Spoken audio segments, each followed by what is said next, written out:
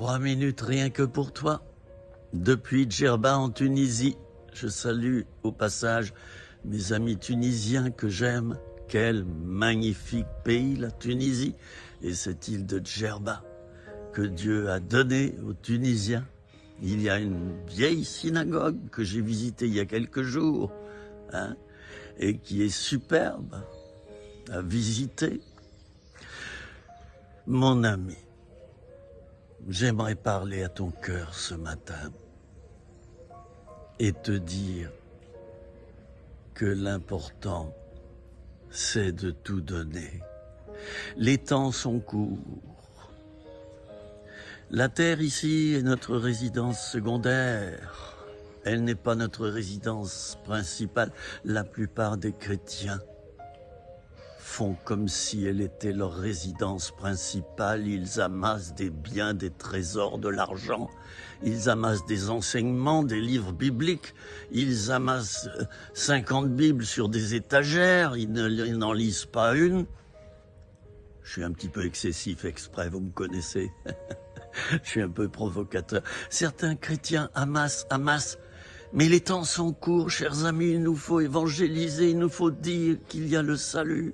Moi, je croise la plupart du temps des personnes de mon âge, je vais avoir 71 ans, il n'y a plus de vie dans les yeux, il n'y a plus rien, il y a la tristesse de mourir bientôt et que tout va s'arrêter. Mes chers amis, c'est faux, la mort est une porte. La vie éternelle nous attend si nous reconnaissons Jésus comme Sauveur et Seigneur, si nous nous repentons de nos péchés, si nous changeons de vie.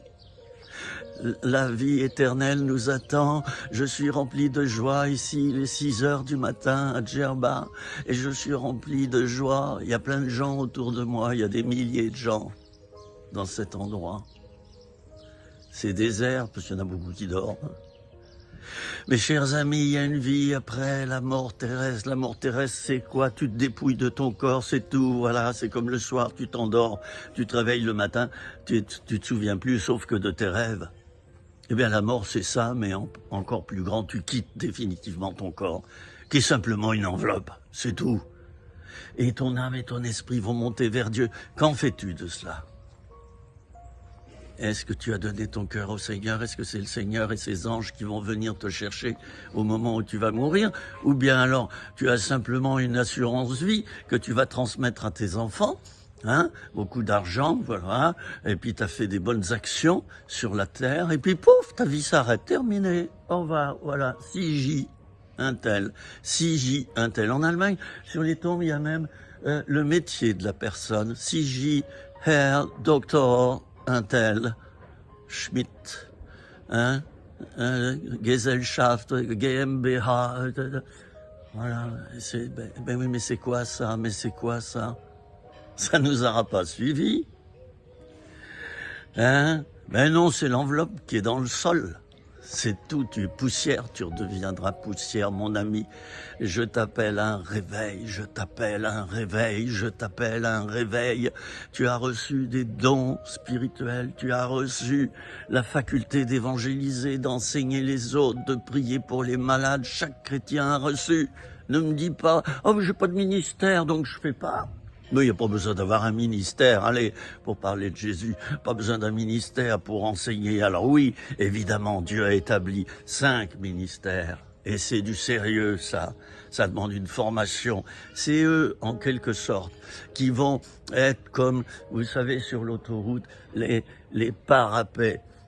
Ils vont veiller que la doctrine reste saine, qu'il n'y ait pas d'erreur doctrinale. Ils vont veiller à tout, ils vont veiller au grain. Mais quant à toi, vas-y, dépense ce que tu as reçu. Ce que tu as reçu, ce sont des choses spirituelles essentiellement, et matériel aussi. Si Dieu a béni ta vie matérielle, c'est pour donner et distribuer aux autres.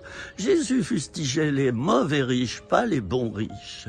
Les mauvais riches, ce sont ceux qui amassaient des richesses rien que pour eux. On peut dire qu'à l'heure actuelle, cette terre est gouvernée par une poignée de riches. Qu'est-ce qu'on peut leur reprocher à cela? Eh bien, c'est que par leur argent, ils dirigent tout le monde. Mais c'est pas ça le sens de l'argent. C'est pas ça. C'est pas la manipulation. C'est pas du tout ça. C'est pas la gouvernance. C'est se mettre vraiment au service des autres. C'est cela que j'ai appris et j'ai mis des années à le comprendre. J'ai été un mauvais chrétien par moments, un mauvais serviteur de Dieu. Mais Dieu m'a repris dans sa grâce et j'essaie maintenant de faire beaucoup mieux. C'était 3 minutes rien que pour toi depuis l'île de Djerba en Tunisie, magnifique pays.